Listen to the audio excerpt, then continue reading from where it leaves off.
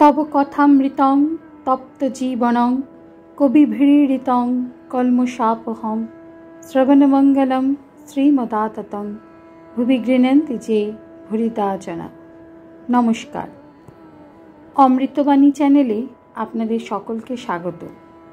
শ্রী শ্রী ঠাকুর, মা ও স্বামীজির রাতুল চরণে শতকোটি প্রণাম জানিয়ে শুরু করছি আমাদের আজকের পাঠ। 1884 মে শ্রীরামকৃষ্ণ ও গৃহস্থাশ্রমের ভক্তবধূগণের প্রতি উপদেশ। দুটি ভক্তদের পরিবারেরা আসিয়া ঠাকুরকে প্রণাম করিলেন। তাহারা ঠাকুরকে দর্শন করিতে আসিয়াছেন, এই জন্য উপবাস করিয়া আছেন। দুই যা অবগুণ্ঠনবতী, দুই ভাইয়ের বধূ, বয়স 22-23 মধ্যে, দুইজনেই ছেলেদের মা। শ্রীরামকৃষ্ণ বধূদিগের প্রতি: দেখো, তোমরা শিব পূজা করো। কি করে পূজা করতে হয় নিত্যকর্ম বলে বই আছে, সেই বই পড়ে দেখে লবে। ঠাকুর পূজা করতে হলে ঠাকুরের কাজ অনেকক্ষণ ধরে করতে পারবে। ফুল তোলা, চন্দন ঘষা, ঠাকুরের বাসন মাজা, ঠাকুরের জলখাবার সাজানো, এই সকল করতে হলে ওই দিকেই মন থাকবে। হীনবুদ্ধি, রাগ, হিংসা এসব চলে যাবে। দুই যায় যখন কথাবার্তা কইবে, তখন ঠাকুরদেরই কথাবার্তা কইবে। Sri Ramakrishna and the value of image worship. কোনো রকম করে ঈশ্বরেতে মনের যোগ করা, একবারও যেন তাকে ভোলা না হয়। যেমন তেলের ধারা, তার ভিতর ফাঁক নাই। একটা ইটকে বা পাথরকে ঈশ্বর বলে যদি ভক্তিভাবে পূজা করো, তাতেও তার কৃপা ঈশ্বর দর্শন হতে পারে। আগে যা বললুম, শিব পূজা, এইসব পূজা করতে হয়। তারপর পাকা হয়ে গেলে বেশি দিন পূজা করতে হয় না। তখন সর্বদাই মনের যোগ হয়ে থাকে, সর্বদাই স্মরণ মনন থাকে। বড় বধূ শ্রীরামকৃষ্ণের প্রতি: আমাদের কি কিছু একটু বলে দিবেন? শ্রীরামকৃষ্ণ সস্নেহে: আমি তো মন্ত্র দিই না। মন্ত্র দিলে শিষ্যের পাপ তাপ নিতে হয়। মা আমায় বালকের অবস্থায় রেখেছেন। এখন তোমরা শিব পূজা যা বলে দিলাম তাই করো। মাঝে মাঝে আসবে, পরে ঈশ্বরের ইচ্ছায় যা হয় হবে। স্নানযাত্রার দিন আবার আসবার চেষ্টা করবে।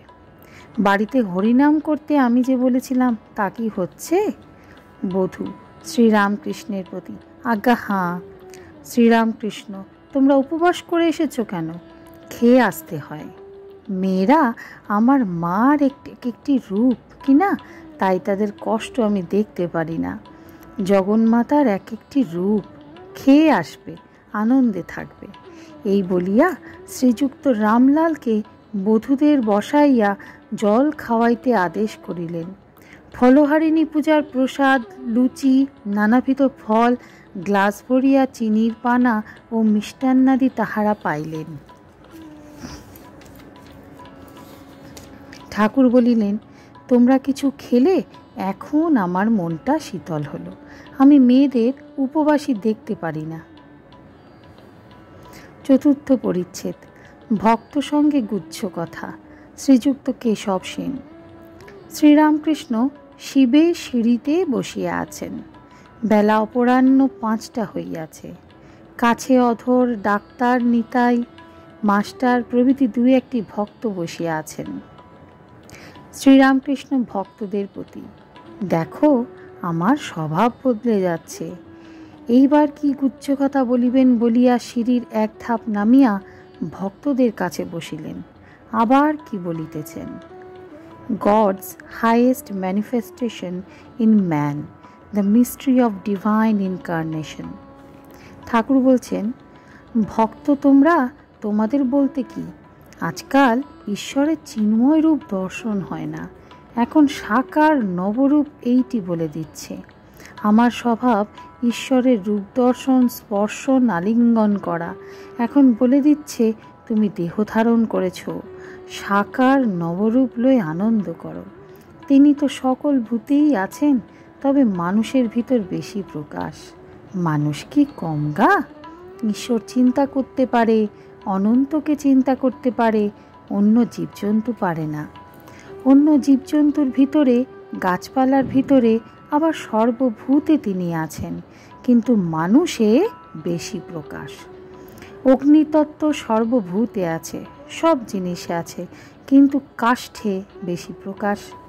রাম লক্ষ্মণকে বলেছিলেন, ভাই দেখো, হাতি এত বড় জানোয়ার, কিন্তু ঈশ্বর চিন্তা করতে পারে না। আবার অবতারে বেশি প্রকাশ। রাম লক্ষ্মণকে বলেছিলেন, ভাই যে মানুষে দেখবে উর্জিতা ভক্তি, ভাবে, হাসে, কাঁদে, নাচে, গায়, সেইখানেই আমি আছি। ঠাকুর চুপ করিয়া আছেন, কিয়ৎক্ষণ পরে আবার কথা কহিতেছেন। আজকের পাঠ এই পর্যন্তই। নমস্কার। কথামৃতের সুধাধারার সাথে শ্রী শ্রী ঠাকুর, মা ও স্বামীজির অনুত্থানের জন্য চ্যানেলটি সাবস্ক্রাইব করুন।